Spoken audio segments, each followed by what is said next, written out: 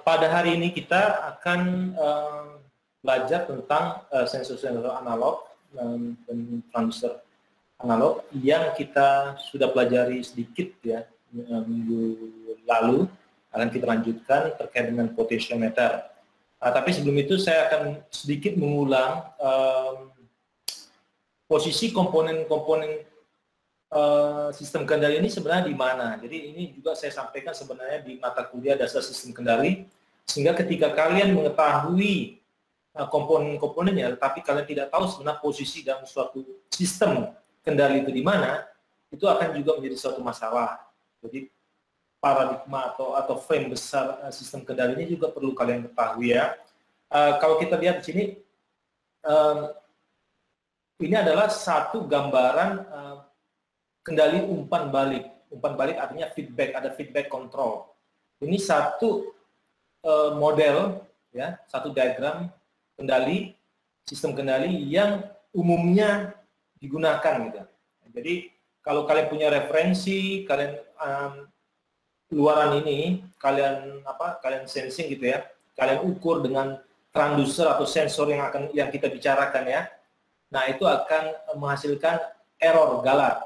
Nah, galat ini apakah misalnya dia sesuai dengan presentasi yang disyaratkan atau tidak gitu. Misal requirement-nya atau permintaan dari usernya atau yang menggunakan kita, meminta kita untuk mendesain ini adalah 5%, maka galat ini harus 5% dari referensinya.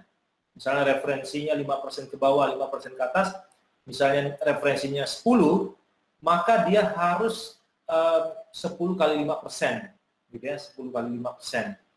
Oke, 10 kali 5%, jadi sekitar berapa? Ya, jadi itu boleh diizinkan di bawah 5% ketika errornya di bawah 5%. Oke, jadi 5/10 sekitar 0,5, jadi sekitar 9,5 ke atas nilainya nanti dari umpan balik masih oke, atau 10,5, tapi ketika nilainya 8 atau 12, maka itu tidak boleh, karena errornya 12 dikurang referensinya 10, itu 2, itu 20%. Dan tidak boleh di atas referensinya. Maka ini yang mengirimkan sinyal kendali ke penggerak, penggerak itu mempengaruhi proses. Nah ini bisa diganggu oleh disturbance, ya, disturbance. Misalnya kalian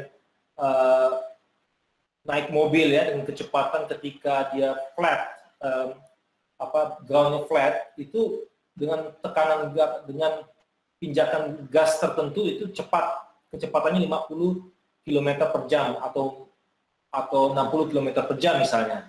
Tetapi ketika dia menanjak, posisi pijakan gas itu yang sama itu menghasilkan kecepatan berubah karena mobil yang kalian kendarai itu mendaki, sehingga butuh, ibaratnya butuh pijakan gas yang lebih, artinya sinyal kendali diperkuat untuk menggerakkan ator, menggerakkan lebih kuat lagi, sehingga dapat mempertahankan kecepatan itu sekitar 50 km per jam. Nah, kecepatan itu diukur dari mana? Dari ini umpan balik, dari sensor ini yang dikirim ke sini. Jadi ketika referensinya itu 50 km per jam, ya, ketika referensinya 50 km per jam tetapi kecepatannya berubah jadi 40 km per jam, berarti ada error sekitar 10 km per jam. Maka controller itu sedemikian rupa memberikan sinyal kendali menguatkan penggerak ini. Kalau dalam hal mobil berarti pijakan gasnya dilebihkan lagi, sehingga ini bisa menggerakkan mobil lebih cepat lagi sehingga dia mencapai 50 km per jam. Ya, demikian juga ketika lokasi kontur atau ground itu ketika menurun gitu, jadi pijakan gas yang kuat itu juga berbahaya, menghasilkan kecepatan yang sangat kuat. Jadi dia harus mengurangi pijakan gas. Nah, seperti itu untuk agar apa? Agar kecepatan yang dikeluarkan ini adalah kecepatan mobil itu mendekati set point atau referensi lingkungan. Jadi kalau ini juga saya munculkan ini dari MacWorld ya. Kalau penjelasan ini mungkin lebih gampang dimengerti, akan saya tunjukkan sebentar, nanti saya jelaskan kembali. Ya, silakan disimak. Ya. Nah, ini kalau kita lihat, ya, ini ada mobil ini. Mobil ini bergerak dengan kecepatan ya 50 km per jam di area yang flat gitu ya. Ya, kalau kita lihat ini bahwa kecepatan itu dipertahankan 50 km per jam. Nah, itu yang disebut dengan cruise control. Cruise control itu untuk mempertahankan kecepatan. Di mana posisi ini di sistem kendali? Kalau kalian lihat apa tadi diagram adalah di sini, karena ini adalah proses yang akan dikendalikan. Aktuatornya apa? Aktuatornya itu adalah pijakan gas ini, gas. Jadi tekan kenceng, mobil bisa laju. Kendor, mobil melambat gitu. Nah, jadi ketika dipijak gas ini, kecepatannya itu belum mencapai 50 km per jam di awal-awal gitu ya. Pasti di awal-awal belum mencapai. Nah, kecepatannya itu disensing atau dikontrol oleh, misalnya secara manual itu oleh mata misalnya. Jadi mata itu memonitor gitu, melihat kecepatan speedometer itu berapa sih. Nah, itu dibandingkan nanti dengan referensi yang pengen diinginkan itu berapa. Sorry. Yang diinginkan itu berapa?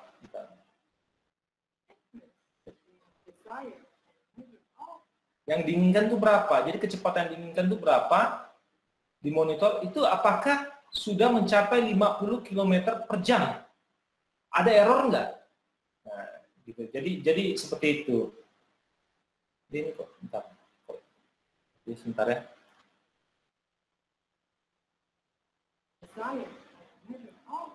Nah, jadi ada error enggak? Nah, kurang lebih seperti itu. Nah, jadi ketika ada error, maka controller yang dalam hal ini adalah otak manusia, ya, itu memberikan aktuasi, gitu. Mengontrol dengan misalnya mau dipercepat berarti aktuatornya harus menekan apa gas itu harus ditinjau itu lebih dalam lagi sehingga mobil bisa mencapai. Tapi ketika kecepatannya lebih dari 50 km per jam atau errornya negatif, maka dia harus mengendurkan pijakan gas itu sehingga mobilnya bisa melambat. Jadi kurang lebih seperti itu, ya. Oke, nah ini seperti ini. Misalnya kecepatan tadi flat itu 50 km per jam, tapi ketika mendaki lihat di grafiknya itu kecepatan turun, maka gas itu harus ditekan sehingga dia mencapai kembali 50 km per jam. Demikian juga ketika dia menuruni bukit itu, kecepatannya jadi lebih cepat, maka gas itu harus dikendorkan.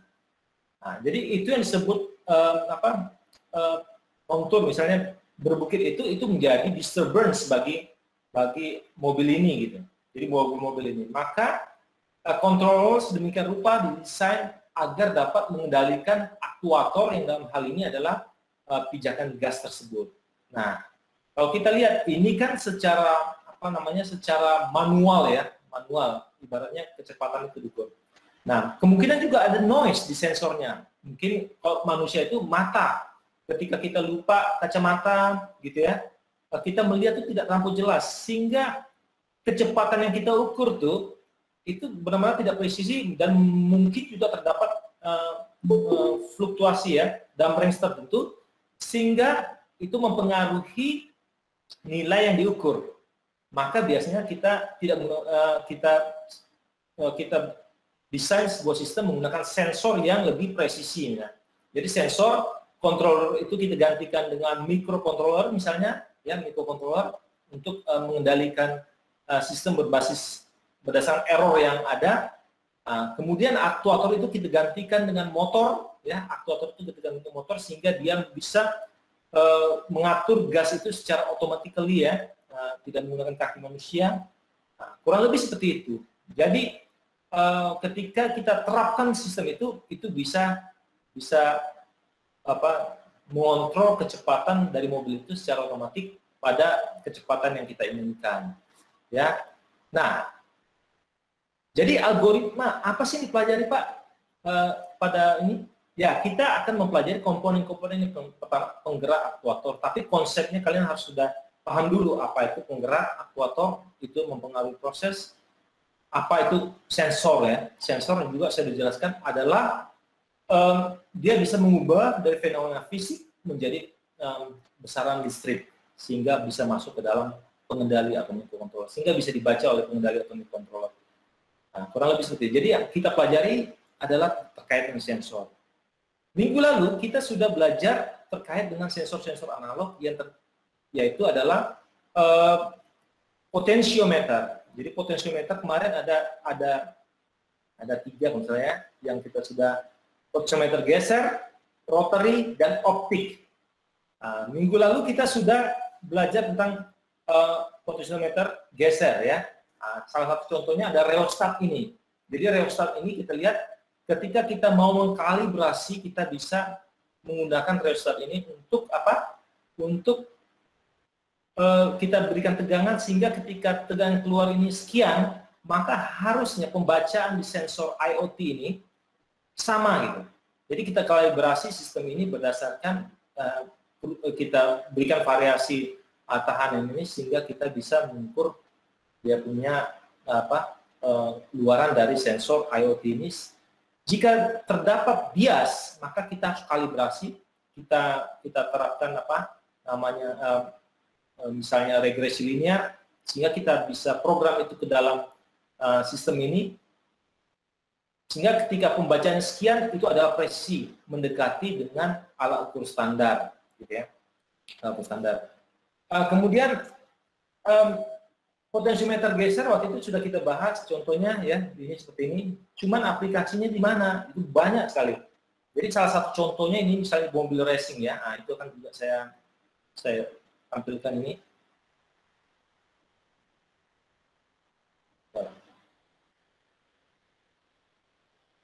Ya, silakan nanti saya akan jelaskan. When people talking about high-end suspension tuning, you'll often hear the term damper pot being thrown around. Jadi ini kita bicara tentang apa? Tentang potensiometer, aplikasi potensiometer pada damper pada suspensi mobil misalnya untuk mengetahui tingkat suspensi mobil, dan ini dikontrol oleh kita membacanya dengan menggunakan damper pot. Damper pot itu apa? Damper pot itu potensiometer seperti yang saya sebutkan, damper pot. Ini menggunakan potensiometer geser ke atas ke bawah, gitu ya, ke atas ke bawah. The term damper pot is an abbreviation for damper potentiometer, and all it really means is having a sensor that measures the position of the suspension as the car moves around the circuit. There are multiple types of damper pots that can be used to measure suspension position. Most commonly, this is either with a linear or a rotary potentiometer. The linear potentiometer simply measures the change in a linear position. Dia menjelaskan tentang bisa menggunakan 2 damper pot itu. Kita linear potentiometer itu masuk potensiometer geser, itu gerakan atas bawah gitu ya, linear translasi. Tetapi ada juga kita bisa menggunakan rotary ketika kita ingin mengukur sudutnya, itu menggunakan potensiometer rotary gitu. Whereas a rotary potentiometer measures a change in angle. Depending on what you've got available and the space you've got to work with inside your car will depend on which of those 2 systems you go for. This is an example of 2. Nah, ini kita lihat, ini komponen yang digunakan pada mobil tersebut, ya, pada suspensi mobil untuk mengukur dia variasi dari naik turun dari suspensi dari mobil tersebut ya. Sizes of damper pot, both linear potentiometers.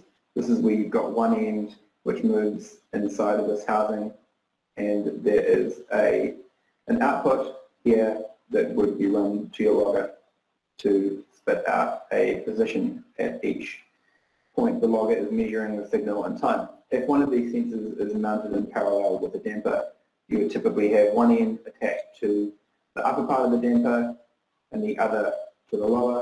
Then when the damper is changing position, moving up and down, the sensor moves with it and sends that signal back to the logger. These don't have to be mounted in parallel with the damper. It's just as relevant for them to be attached to a suspension point. So in that case, you would typically have one part of the sensor attached to the spring mass of the car, as in the chassis, and the other attached to something like a suspension arm.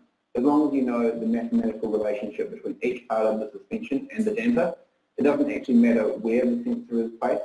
You can always calculate the position of any and every part of the suspension as long as you know the measurement of one point. Jadi itu ya, jadi ini bisa di-attach gitu, atau dipasang pada misalnya suspensi gitu ya. Dia bisa dipasang secara terbalik gitu ya, mengukur bagian bawah atau gerakan atas gitu. Jadi tergantung, kita bisa taruh di mana aja, atau bahkan kita bisa buat dua sensor dengan potentiometer geser ini atau damper port ini paralel. Jadi bisa aja. Nah, yang ingin disampaikan kemudian adalah apa? Dia sampaikan kemudian adalah ketika kita ingin mengukur kecepatan, itu bisa juga menggunakan ini. Kenapa? Karena posisi turunan dari posisi adalah kecepatan. Jadi berdasarkan informasi posisi dan waktu itu kita bisa dapatkan kecepatan. Jadi kita bisa mendapatkan beberapa data, dan data kecepatan itu bisa didapat melalui turunan dari posisi. Percepatan bisa didapatkan dari turunan dari kecepatan. This of course relies on the assumption that all of the suspension components are rigid, and generally this is a pretty safe assumption as long as the suspension is well built and well serviced. There are lots of different uses for having damper potentiometer data. One of the most obvious ones is just to know how much your suspension is actually moving as you move around the circuit and go through different maneuvers like steering and braking and accelerating. This is really useful information when you are diagnosing handling problems in your car. Another useful way you can use damper potentiometer data is to estimate the level of downforce you are getting from your aero on your car. As long as you know the stiffness of your springs and bump stops, and when in the suspension travel your bump stops engage, if you know how far they're moving and you know the stiffness of each one of these elements, as well as the motion ratio between the wheel and the damper at each end of your car, you can get a pretty good estimate of how much downforce your car is generating on track. Another way you can make use of damper potentiometer data is by estimating ride height at different points on track. So if you know the relationship between, say, your front splitter and the chassis and how that relates to the suspension, you can create a simple math channel that would show you splitter height at each point on track. In cars with really effective aero floors, like a large front splitter with a diffuser built into the front of it, the proximity from the splitter to the ground is a really critical component in tuning the aero behavior of the car. If you can calculate the ride height of the splitter above the track at each point on the circuit, it is a really useful thing when it comes to tuning your downforce and diagnosing handling problems that can be caused when the splitter gets too close to the ground at some point on track when you're braking. Damping forces in a conventional hydraulic damper are proportional to the velocity that the damper shaft is moving at. In order to calculate velocity, we need to do something called differentiation of the position. All that really means is taking the difference in position from one time step to another and taking the difference in those two positions over a known time step, you can calculate a velocity. In order to get really good velocity data from your damper potentiometers, that damper signal needs to be logged at quite a high frequency. Typically, this logging frequency is between 250 and 1,000 hertz. So that means the logger will be recording each position signal between 250 and 1,000 times a second. Once you've logged the damper position data at a high enough frequency, this allows the differentiation to be smooth, meaning that you've got a relatively continuous velocity profile coming from each damper potentiometer you got fitted to the car. Once we know the velocity of each damper at all points on the circuit, then this tells us quite a lot about the damping forces we're using in the car. With these velocities, we can start to do some pretty simple statistics. Usually, we're making use of a velocity histogram for each corner of the car. The histogram is simply telling you how much time each damper is spending in which velocity ranges and which direction it's moving. Typically, this is characterized as being either low speed or high speed compression and rebound. Because we know dampers are most sensitive to velocity, if we know the velocities they're moving, that tells us quite a lot about the forces they're providing if we know the velocity ranges they're using. Making use of damper speed histograms is not just useful for tuning and understanding the performance on track, it's also a really good tool to understand if there's been a mistake with the settings or damage has happened inside the damper that's stopping it working. This is because you can usually compare one corner of the car to the other, say the front left to the front right, and if you see something really skewed or different on the damper histogram, this tells you that there's a problem with that damper. That's really useful because it's a really quick way to pick it up while you're actually running on track without needing to remove the damper and have access to a damper dyno to understand if there's something different with that damper. If you like that video, Oke ya. make sure you give it When people are talking about high-end suspension, Jadi intinya adalah ketika kalian menggunakan damper port atau damper potentiometer ini, kalian akan bisa merecord, mendata log ya, atau data digunakan sebagai data logger. Nah, itu ketika kalian menggunakan itu banyak hal yang bisa digunakan, data yang digunakan untuk analisis. Jadi pertama contohnya adalah dia bisa menganalisis performa mobil tersebut, ya, ketika belokan, ketika tikungan, atau ketika mengerem, atau ketika kecepatan tinggi atau kecepatan rendah, itu semua bisa kelihatan bagaimana performa dari suspensinya. Misalnya belokan sangat kencang gitu, itu bagaimana? Itu kelihatan dari turun naiknya grafik tadi ya, grafik yang ini, yang coba saya lihat ini.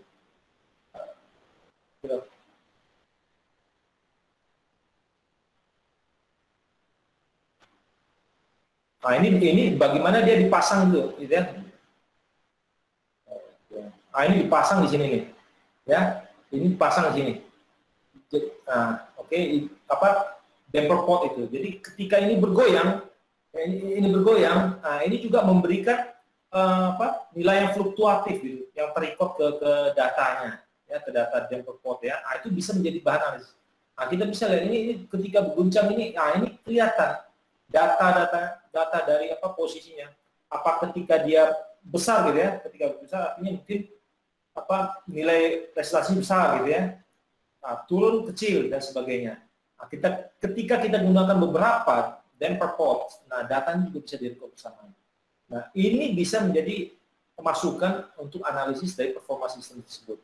Dan dikatakan sebut juga velocity atau kecepatan tadi juga bisa diukur dengan melakukan fungsi diferensial ya, persamaan diferensial dari posisi, sehingga kita nanti akan bisa mendapatkan grafik histogram dari kecepatan. Kita bisa tahu titik-titik di mana di range mana itu kecepatan itu baik, kemudian pada saat kapan dia ya tikungan atau apa itu bagaimana performa dari kecepatan dari mobil tersebut. Nah, ini salah satu aplikasi dari potentiometer atau pot ya, atau pot itu pada aplikasi otomotif ya. Jadi banyak aplikasi lagi seperti yang pernah saya tunjukkan yang ini minggu lalu sudah saya tunjukkan. Ini untuk rotary ya, untuk rotary. Kalau yang sistem ini banyak, ini macam-macam ya. Ini untuk spring loaded linear potentiometer, linear position sensor, linear gauge ya, banyak. Jadi potentiometer itu untuk crane juga bisa ya. Nah, sedangkan potentiometer rotary juga kita sudah bahas waktu itu ya, bahas terkait ini. Nah, semua saya belum melihatkan contohnya ya. Ini kita sudah bahas kemarin bagaimana dia untuk mengukur akurasi. Nah, salah satu contoh yang bisa dilihatkan adalah misalnya pada lengan robot. Nah, kalau kalian lihat ini, saya jelaskan kembali ya. Ini adalah sebuah contoh lengan robot yang tentu selalu terkait dengan rotary pada joinnya. Nah, lengan robot ini nih dari ABB ya, ini salah satu perusahaan besar ya gitu ya. Nah, kita lihat dia memiliki beberapa join. Ada 6 join disebutkan ya. Nah, join pertama adalah di base-nya ini. Ya, di base-nya join itu dia berputar gitu ya. Kemudian ini join kedua, ketiga, ya, keempat, ini kelima, dan keenam. Ya, keenam ini bisa digunakan gitu ya, untuk aplikasi tertentu.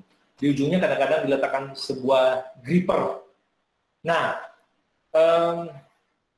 tim Kelly dan ini dan timnya ini profesor di luar negeri ini membuat satu semacam simulator lah, kan gitu ya. Nah, ini kita lihat itu satu sistem di mana kita lihat ini adalah memiliki gear ya. Ini ada base-nya, kita lihat ini ada terkait dengan satu tongkat tertentu untuk kita bisa gerak-gerakan. Ada gear besar, ada gear kecil di bawahnya ini. Kalau kita lihatnya ada gear kecil, sehingga ini ada motor, ini ada pot, ya, rotary pot, rotary potentiometer. Nah, jadi kalau ini motor ini berfungsi untuk memutar-mutar ini, bisa memutar dengan gear ini akan akibatnya memutar gear yang besar.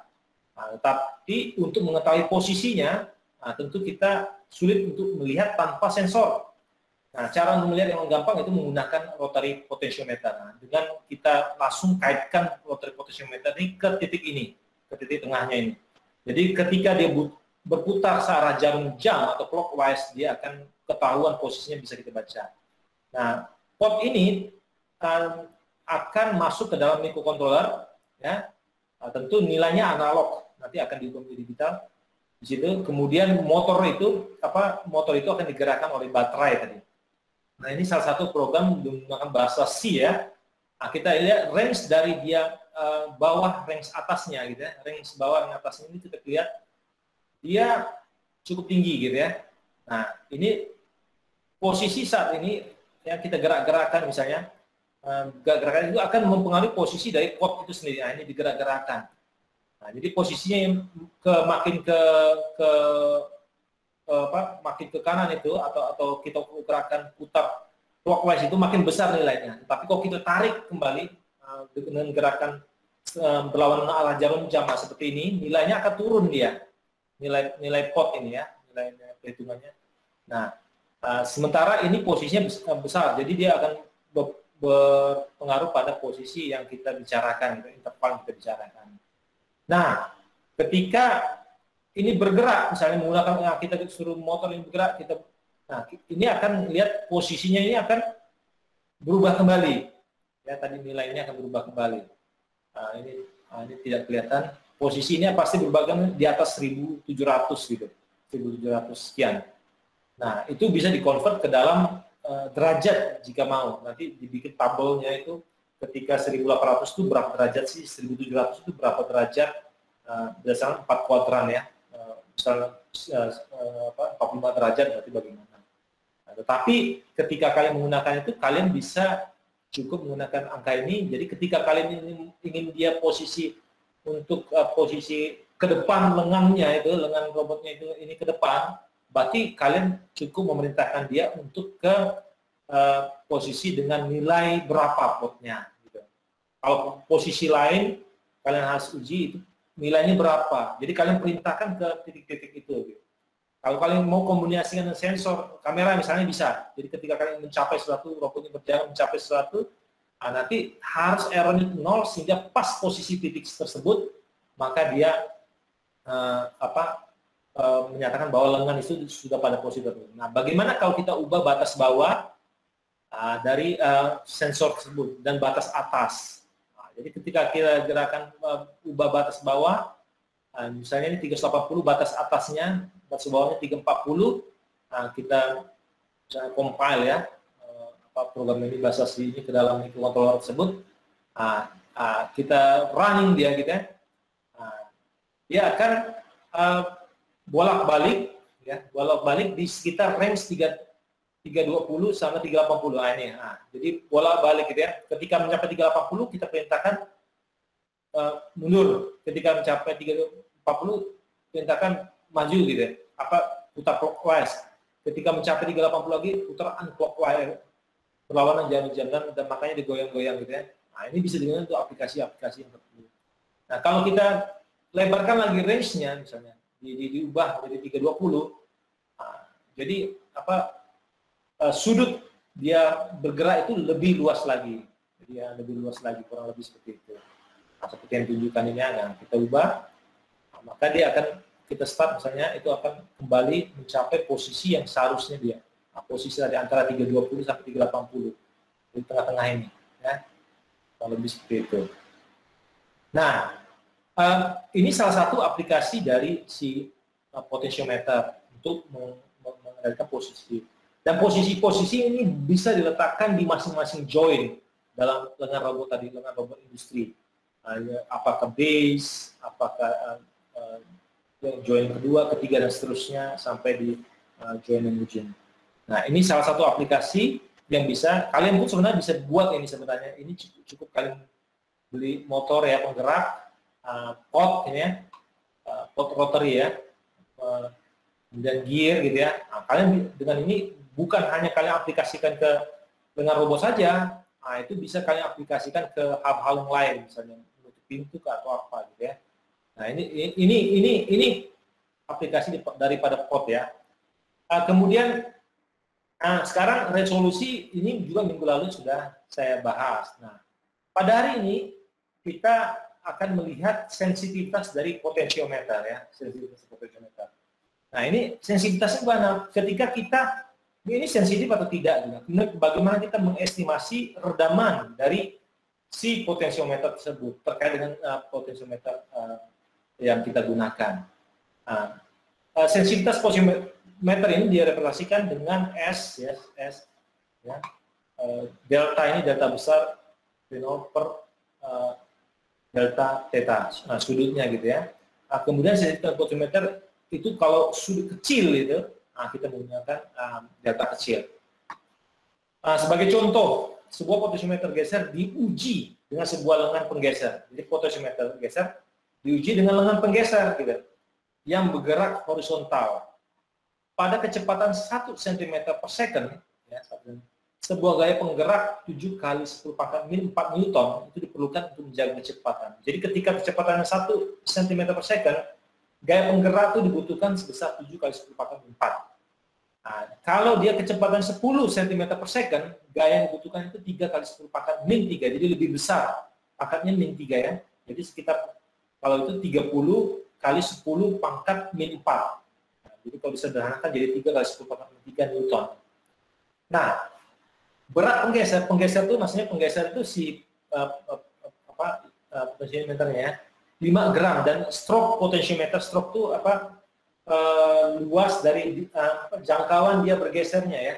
Jadi stroke itu jangkauan bergesernya itu 8 cm. Jadi dia bisa sampai ke 8, bisa sampai ke 0 sampai 8. Jadi bisa bergerak di range sini sampai 8 cm. Kalau misalnya 15 artinya dia sampai 15 cm dia potentiometer gesernya bergerak gitu ya. Jika potentiometer ini diperlukan untuk mengukur frekuensi natural redaman pada sebuah osilator mekanik, ya, yang sederhana, yang mana osilator mekanik ini masanya 10 kg. Jadi dia di-attach di dalam osilator mekanik tersebut, si potentiometer ini. Nah, stiffness atau kekakuan gitu ya, 10 Newton per meter, dan konstanta redaman 2 Newton per meter per second. Nah, pertanyaan estimasikan persentase galap atau error yang dikarenakan pembebanan mekanik. Jadi kalau akibat pembebanan mekanik ini, berapa sih error pengukuran yang mungkin terjadi? Nah, ini kita perlu tahu, karena ketika kita tahu errornya, maka kita tahu bahwa apakah error ini sesuai dengan requirement yang diizinkan, yang diminta oleh user. Kalau errornya besar, user tidak mau gitu. Tetapi kalau errornya memenuhi, oh ini masih nggak apa-apa gitu, errornya sedikit, maka itu it's okay menerapkan sistem ini. Gitu ya. Nah sekarang apa sih osilator mekanik ini? Nah, supaya kalian tahu dulu, ini kan kita bicara tentang osilator mekanik supaya tidak bingung. Ini apa sih yang dikontrol di sini? Apa hubungannya dengan potentiometer geser? Nah, osilator mekanik ini biasa digunakan biasanya misalnya untuk putaran ya, kemudian gerakan translasi, tapi dia menyebabkan misalnya dihubungkan dengan sistem yang lain, bisa putaran, bisa misalnya earthquake ya, earthquake kan goyang-goyang dia, damper tadi ya, yang tadi damper itu osilator mekanik tadi yang kita lihat. Nah, ini apa sih? Nah, kita lihat sebentar.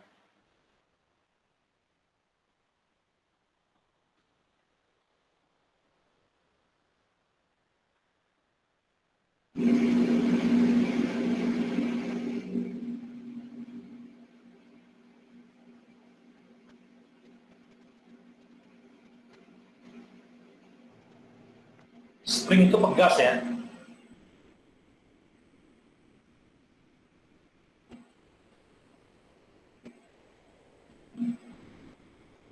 Nah, kita lihat ini bergerak ya. Nah, bergerak sesuai dalam fasenya. Oke. Nah, ini bergerak ya. Nah, ini bergeraknya lebih kencang. Ini pada saat resonansi. Ya, nah, oke. Nah, ini 90% dua fase ya. Oke, bergerak. Nah ini gerakan yang itu nanti bisa diukur dengan potentiometer geser tadi. Ya, nah, ini di atas resonans 180 degrees ya. Nah. Jadi apa itu yang massa tadi ya? Ini massa, kalau kita lihat ini mass of the spring, mass of spring. Nah ini massa dari pegasnya itu. Nah, kita lihat itu adalah yang kita lakukan sekarang nih. Jadi di osilator mekanik itu. Kemudian nanti ketika kita tambah, kita attach dengan sensor potentiometer geser, nah itu akan tentunya akan menambah berat. Dari misalnya ini 10 kg ya. Nah, tapi kita tambah dengan 5 gram tadi potentiometer gesernya itu ke dalam sistem ini. Nah, tentu beratnya menjadi 10,005 kg gitu ya. Karena 5 gram tambah 10 kg sekitar itu. Nah, kurang lebih seperti itu. Nah, sekarang bisa juga untuk misalnya earthquake osilator mekanik nih, misalnya dari Tesla ya, misalnya ini sederhananya. So Ini osilator this ya. is the metal bar, Ya. and this is the linear. Nah ya, ini osilatornya kita lihat nih. Jadi ketika itu mengukur. Nah kita lihat ketika dia bergerak ya. Misalnya ini gempa bumi ya. Dia bergerak ini. Nah ini diukur oleh pergerakan ini bisa diukur oleh potentiometer gitu, naik turunnya gitu. Jadi sehingga menghasilkan satu grafik itu kelihatan bahwa misalnya skala Richternya berapa gitu. Nanti dikonvert ke skala Richter misalnya. Gempa bumi ini. Wah, itu sampai 7 kah atau 5 kah dan sebagainya. Nah, ini bisa diukur dengan menggunakan osilator mekanik gitu. Nah, ini banyak sekali bisa gunakan kalian gunakan di mobil tadi dan sebagainya ya. Ini kita lihat nih. Ini berpengaruh dia. Ya. Atau kita yang menggerakkan dia juga bisa. Jadi dua arah, bisa kita sebagai sensor, bisa juga kita menggerakkan menggerakkan osilator tersebut. Jadi terkait dengan contoh yang ini, nah ini ya, itu jadi osilator mekanik itu yang dimaksudkan seperti itu. Masanya itu 10 kg, ya, stiffness 10, konstanta redamannya 2 Newton per meter per second. Jadi kok semakin teredam dia, semakin dia tidak mampu responnya cepat. Tapi kalau kurang teredam dia responsif sekali gitu. Nah, sedangkan berat penggesernya ada potentiometer geser itu 5 gram yang di-attach kepada osilator mekanik ini gitu. Kemudian stroke potentiometer 8 cm. Oke. Sekarang kita lihat. Nah, solusinya karena kita ingin mengetahui estimasi redamannya itu galap itu berapa sih, errornya berapa. Asumsikan massa, stiffness, kekakuan dan konstanta redaman pada osilator sederhana itu diwakili dengan notasi M ya. Ini M, N, K, dan B.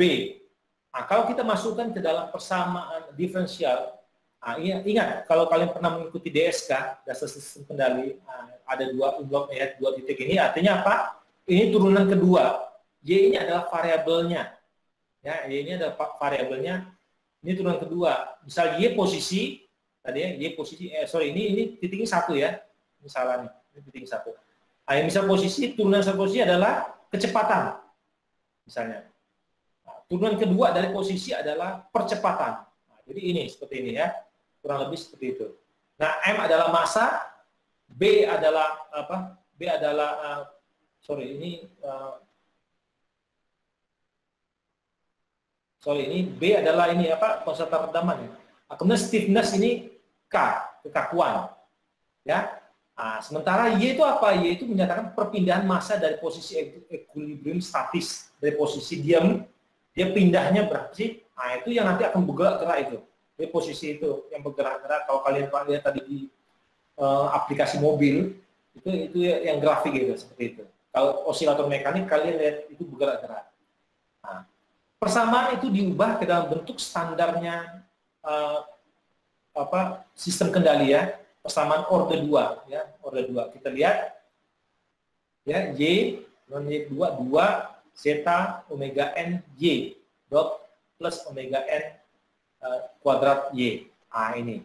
Jadi somehow ini nih direpresentasikan dengan ini. Sehingga kita akan tahu sebenarnya zeta-nya berapa, omega n-nya. Omega n itu apa? Omega n itu frekuensi natural ya, yang tidak teredam pada osilator. Jadi frekuensi naturalnya gitu. Dia tidak bisa teredam osilator, itu bisa kita cari. Artinya apa? Ketika kita jadikan bentuk ini seperti ini, akhirnya M ini kan harus pindah nih. Nah, ini dibagi M berarti kan, ini berarti dibagi M sisi kanan, dibagi M sisi kiri, maka Y dot ini plus B per M. Ya, B per M. Ya, B per M. Kemudian ini plus K, ya, B per M plus K, K per M, ya. Nah, B per M ini sama dengan ini, ya. B per M ini sama dengan ini. Artinya apa? B per M sama dengan ini. K per M, karena M-nya pindahnya dibagi M semua, K per M itu sama dengan ini. W omega N kuadrat. Jadi omega N berapa? Omega N sama dengan akar dari K dibagi N tadi. Ya, dapat. Akhirnya kita dapatkan frekuensi naturalnya adalah K, ya, konstanta redaman, stiffness dibagi, akar dari stiffness dibagi dengan massa kekakuan. Nah, zeta-nya sendiri apa? Zeta-nya kita dapat tadi kan ini B per M. B per M. Nah, 2 zeta omega ini B per M. Nah, omega ini sendiri adalah akar dari K per M. Jadi kita ganti dengan K per M sini. 2 zeta omega, 2 zeta akar dari K per M itu sama dengan B per M. Akhirnya kita dapatkan zeta-nya kurang lebih seperti ini. Ya. Nah, dari itu kita bisa dapat dari frekuensi natural, kita bisa dapatkan frekuensi natural yang teredam. Frekuensi natural yang teredam. Nah, itu berapa? Omega D sama dengan akar dari 1 kurang zeta kuadrat omega N. Itu untuk zeta 0 sampai dengan 1. Nah, oke. Kalau kita masukkan angka-angkanya nih, angka-angka kita masukin, ini kita dapatkan misalnya zetanya ini kita masukin ya. Zeta dan omega-nya kita masukin, maka kita dapatkan langsung dia sesuai dengan nilai yang kita dapatkan informasinya. Kita kan sudah dapat informasi K berapa, M berapa, B berapa. Jadi ini kita langsung tahu omega D itu berapa. Oke, nah itu dari sistem osilator mekaniknya. Karena kita tambahkan dengan potensiometer geser, maka kita perlu perhitungan juga massa dari potensiometer atau lengan penggeser itu gitu. Itu kita sebut dengan M kecil. Nah, konstanta redaman potensiometer tersebut adalah B kecil gitu, ya. Maka frekuensi natural teredam diukur dengan ketika kita gunakan total dengan potensiometer yang kita attach ke dalam sistem tersebut. Nah, kita nyatakan dengan omega D, ya. Nah, kita ini apa? Kita tambahkan.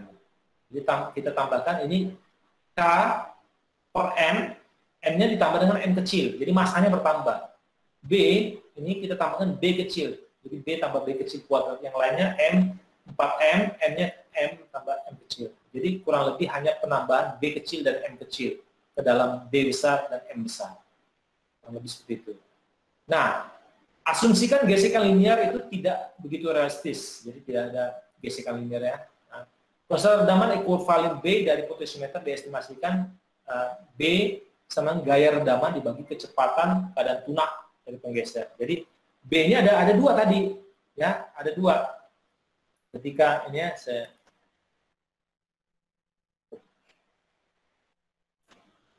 B ini ada dua. Pada kecepatan 1 cm, gaya penggalanya 7. Pada kecepatan 10 cm, gayanya 3.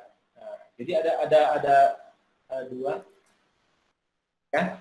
Nah, kalau B1 berarti kecepatan 7 kali 10 pangkat min 4 dibagi 1 kali 10. Nah, ya, ini kecepatannya. Ya. Nah, sedangkan ini B ini gayanya 3 kali 10 pangkat min 3 dibagi dengan tadi kecepatan 10 kali 10 pangkat min 2. Kenapa pangkat min 2? Karena diameter. Kecepatannya kan 10 cm. Nah, itu kita kalikan 0,01 atau 1/100 untuk kita seragamkan menjadi meter. Nah, maka kita dapatkan apa? B1 7 kali 10 pangkat min 2, B2 itu 3 kali 10 pangkat min 2. Nah, ya, ini pada 1 cm per second, ini pada 10 cm per second. Oke, nah kita estimasikan kecepatan rata-rata dari penggeser. Kecepatan rata-ratanya berapa jadinya? Nah, kita lihat frekuensi natural dari oscillator, omega N. Ya, omega N itu K per M. Akar dari K per M. K-nya 10, M-nya 10 tadi ya, akar. Jadi 10 bagi itu 1. Jadi 1 radian per second. Kalau kita ubah menjadi hertz, itu radian itu 1/2pi. Jadi 1 kali 1/2pi, 1/2pi hertz. Ya. Pi ini kita bisa gunakan angka 3,14, ya, sehingga sekitar 1 dibagi 6,28 tuh, itu berapa hertz gitu ya. Oke, karena satu siklus osilasi berkaitan dengan sebuah gerakan 4 stroke. Nah, 1 stroke kan 8 ya sentimeter. Nah, kalau kalian pernah lihat satu periode namanya, satu periode gelombang gitu kan, naik ya. Nah, itu harus berpindah, dia gelombang jadi naik turun gitu. Jadi 4 kali dia mencapai 8 cm, 8 cm, 8 cm, 8 cm untuk menjadikan satu siklus. Artinya apa?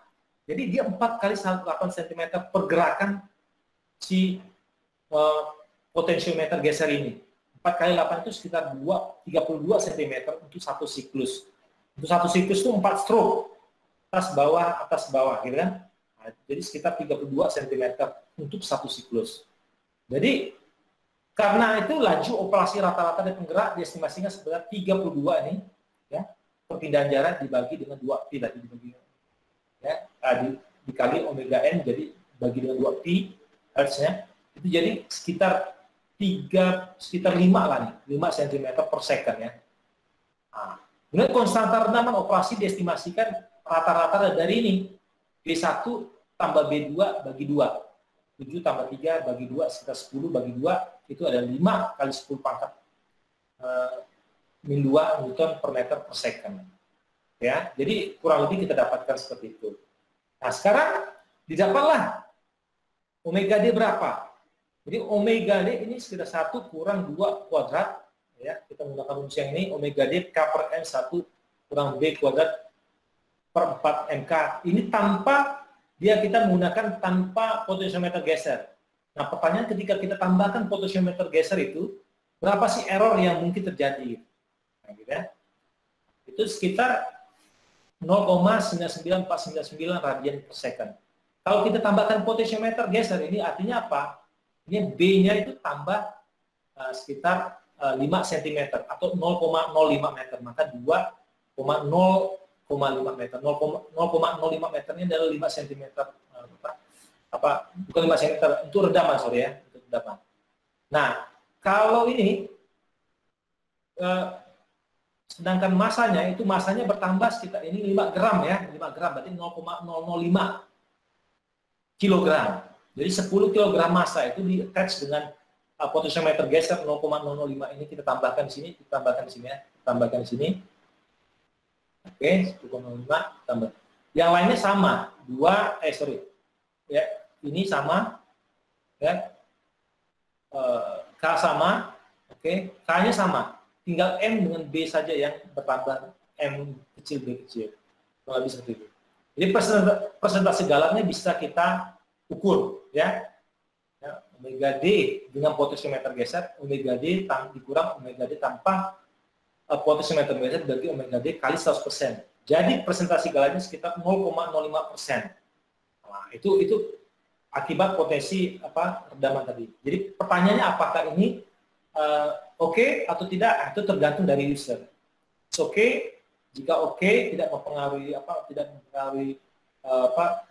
kualitas dari sistem, it's okay. Maka kita bisa gunakan potensiometer geser dengan spesifikasi yang kita usulkan tadi, ya.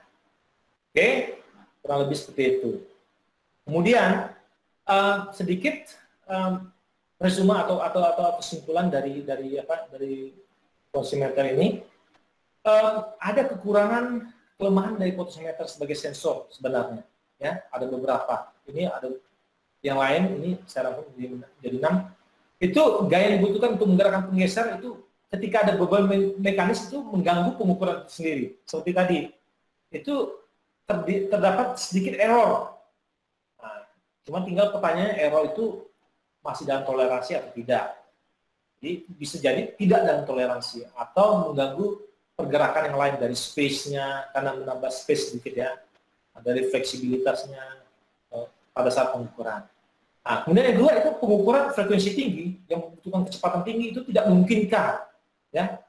Nah, karena batasan dari penggeser, aus dan sebagainya itu terlalu cepat itu juga tidak memungkinkan.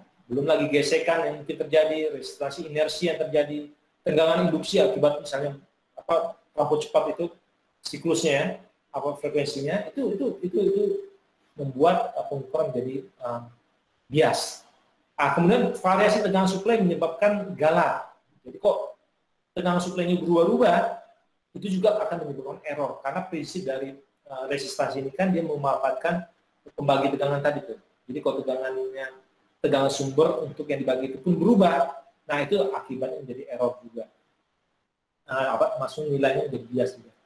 Nah, galat pembawaan elektris menjadi penting ketika resistansi beban rendah. Ketika resistansi beban rendah, maka kita perlu tambahkan galat pembawaan elektris yang artinya menambah usaha lain, kerjaan lain. Gitu. Kemudian resolusi dibatasi oleh jumlah putaran seragam kumparan. Ya. Hal ini membatasi pengukuran perpindahan jarak dekat. Jadi jarak jauh agak susah kita menggunakan potensiometer biasa, terlampau jauh gitu jaraknya. Nah, ini akhirnya dibatasi hanya perpindahan jarak dekat. Kemudian pemanasan atau putusnya kawat pada kumparan dari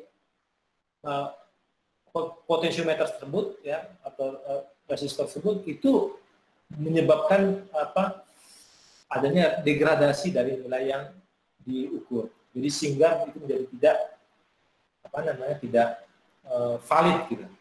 Nah, tetapi keuntungannya apa? Itu murah sekali. Ini tekniknya murah sekali dibandingkan teknik-teknik yang lain karena mechanical gitu ya, mechanical, dan dia tidak menggunakan teknologi yang canggih.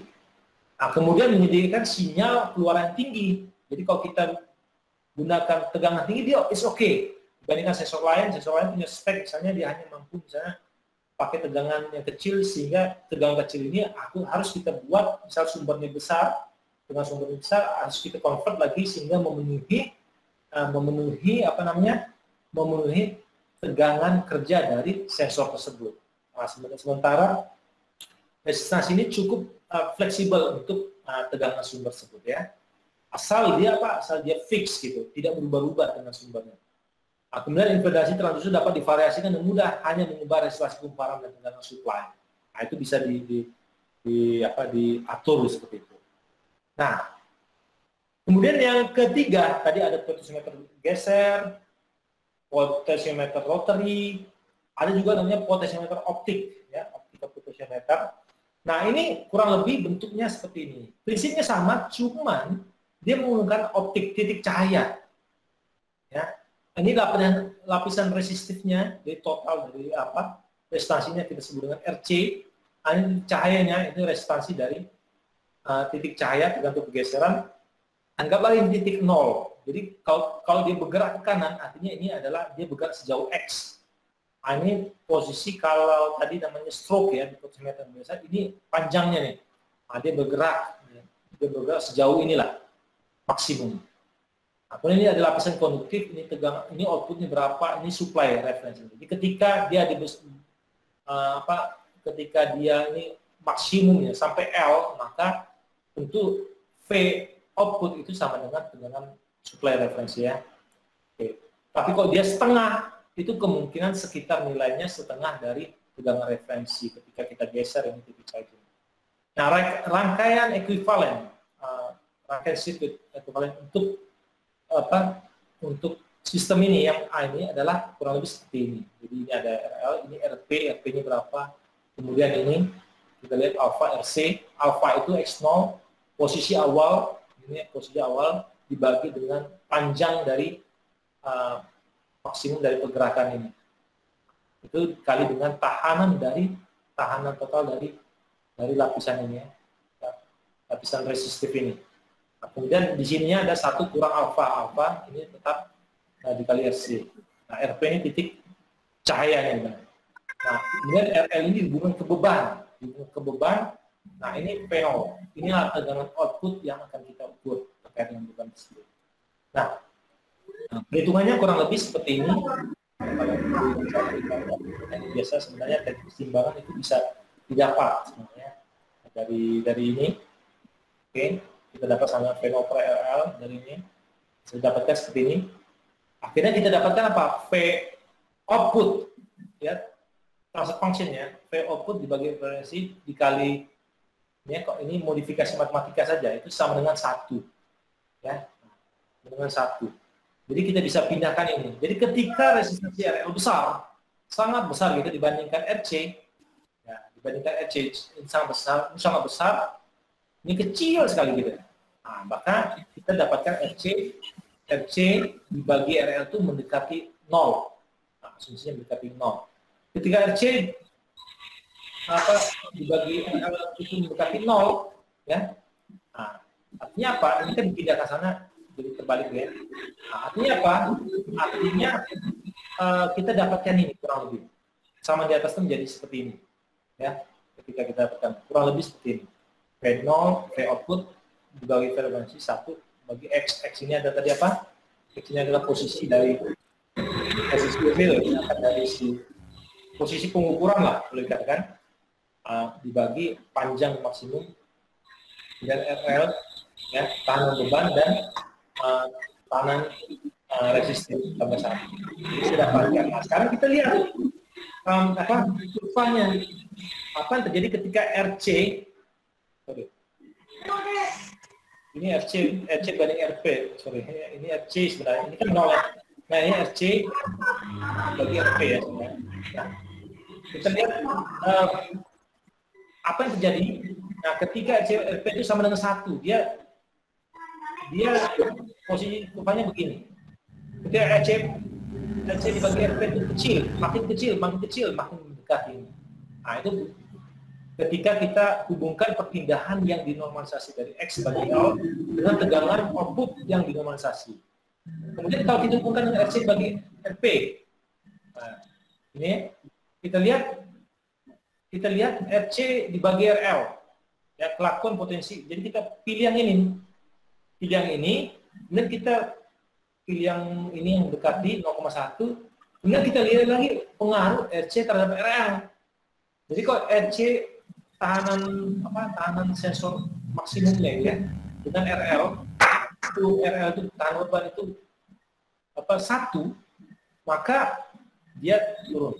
Tapi semakin kecil itu semakin mendekati nilainya. Artinya lebih bagus sebenarnya mendekati yang linear, ya. Artinya apa?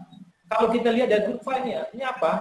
Bahwa sebaiknya itu adalah tahanan beban itu jauh lebih besar daripada tahanan dari potensiometer optiknya, ya, tahanan maksimum dari potensiometer. Jadi sebaiknya sehingga nilainya lebih presisi, ya, lebih presisi. Oke, jadi kurang lebih itu untuk potensiometer. Nanti berikutnya kita akan belajar tentang variable inductance transducer.